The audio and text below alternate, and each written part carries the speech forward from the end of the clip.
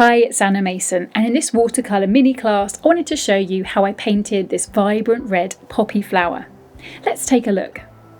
Before I started painting, I made my pencil drawing, being sure to include as many details as I could in the centre, as I'd rely on these later.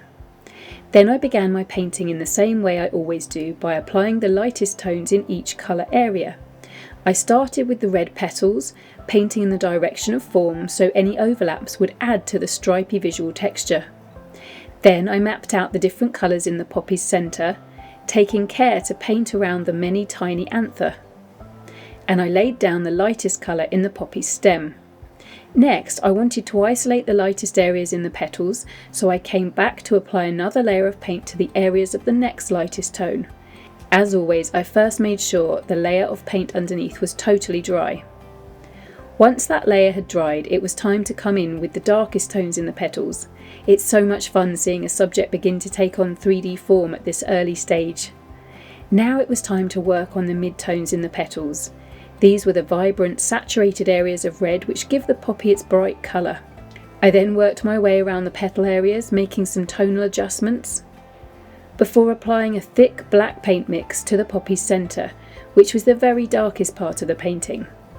Using a small brush, I painted around the anther.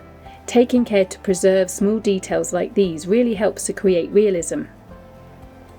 I then built up the colours and details in the flower's central mound to give it 3D form. Once the black area had dried off, I added another layer to darken it. And with those very darkest tones in place, I could see that I wanted to darken some of the surrounding petals some more.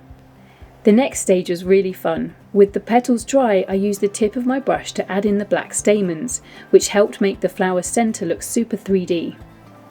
It was time now to darken the poppy's stem. I used short brush strokes to help create the rough and spiky visual texture. Now all that was left was to make a round of adjustments. I darkened the areas that stood out to me as being too light, adding in more line details to build up the crinkled texture in the petals. I used my small brush to tidy up the edges of the petals, giving them crisp definition. And then I added a few final details that I could see in my reference photo before deciding my painting was finished. A full video class of this poppy is available now in my online school.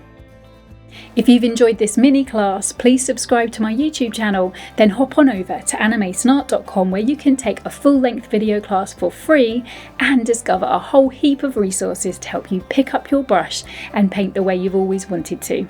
Thanks so much for watching, and I'll see you soon to help you create watercolours with wow.